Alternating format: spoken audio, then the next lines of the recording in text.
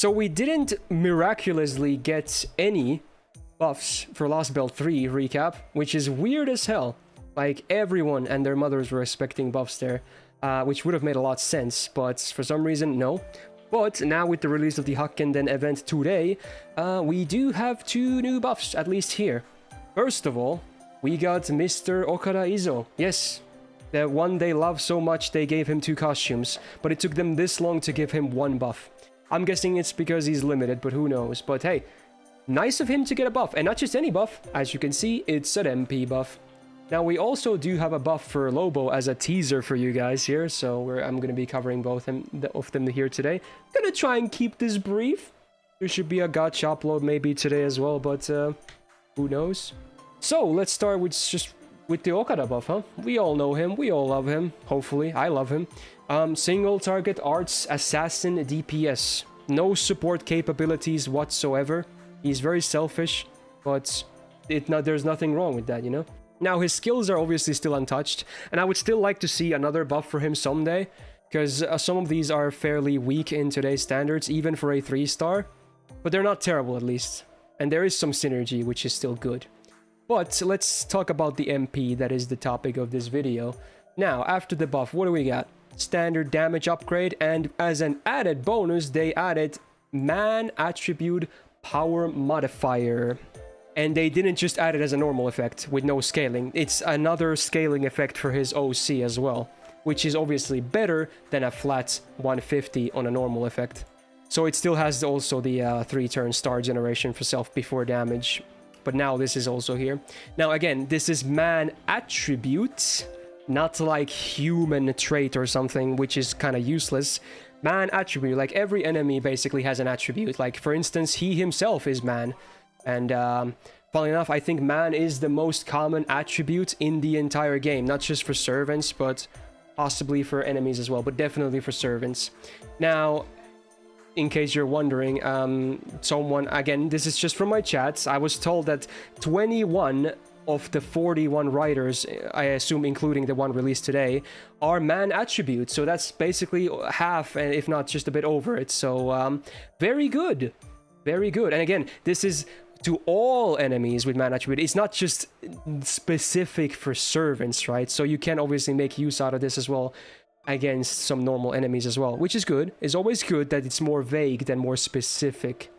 So again, not a crazy, complicated, big buff. And honestly, I still don't think it changes too much, but for what it's worth, his damage potential right now could be super high against servants with man attribute, because as we all know, he also has humanoid damage on his first skill, and 99% of servants in the game are considered humanoids. So if you combine them and they multiply because they're different types of buffs, you can't even really call this a buff, but yeah, they do multiply basically.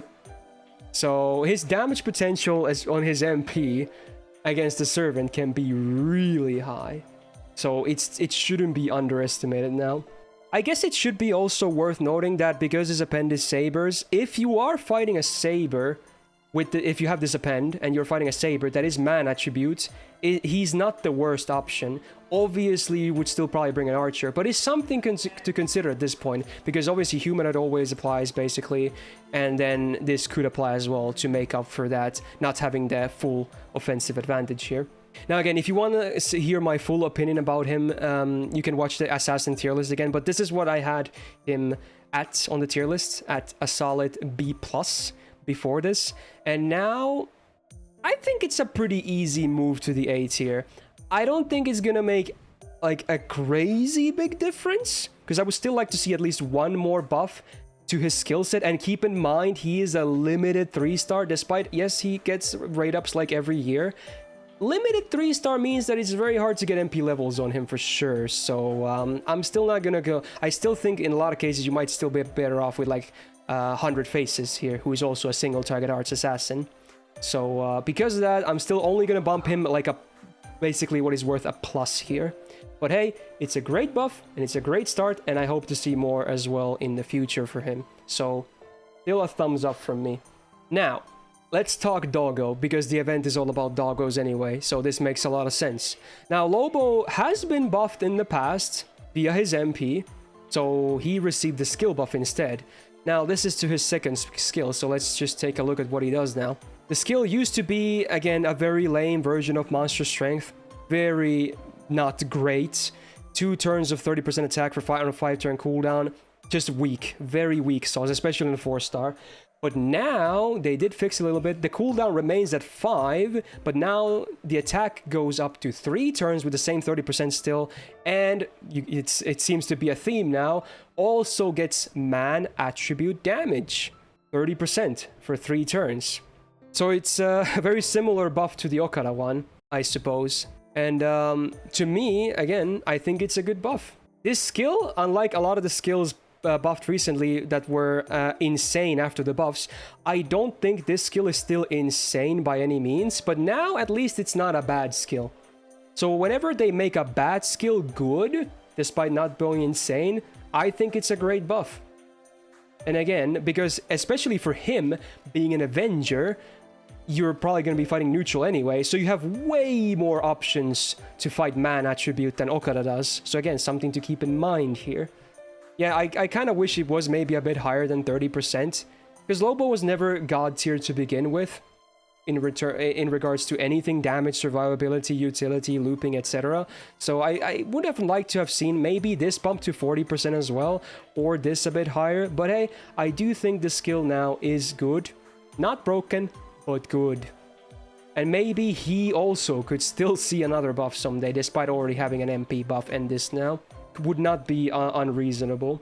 But yeah, worth noting, the uptime is now very solid, going from poor to 2 buffs and solid uptime, so it's good. Now, I had Lobo on the Ruler, Avenger, Moon Cancer tier list at a B, which I thought was fair. With this, I feel like I can bump him to B+. With some of the other ones, like the Sakura faces, I wasn't sure if I could bump all of them up, but I think, again, in here, I can definitely give both of the pluses. I'm pretty confident that they're that much better. Well, maybe not that much, but that little better, depending on how you look at it. But, yeah, he's just now a better neutral DPS, basically, which is what he's designed to do anyway. And again, would like to see another buff for him as well someday. So I think this was a fairly straightforward buff breakdown, if anything. Which is good for me, because a lot of these I have to talk a lot. And I probably talked way more than I had to this time as well. But, yeah, there you go. Good buffs. Not groundbreaking, but good buffs. And also, for once, well-deserved. They like to buff a lot of units that might not always need buffs. But these two definitely deserved more buffs. And in fact, again, this was the first for Okada. So, good civ for me. Or from me, rather. So yeah, I'll wrap up this video as well. If you enjoyed it, do me a solid and press the like button. Really helps out. Good luck again on the giveaway. Stay tuned for hopefully a fun Castoria Catalyst video as well. Stay subscribed. Good luck if you're rolling on anything. And otherwise, I hope you have a great rest of your day. Alright, peace out.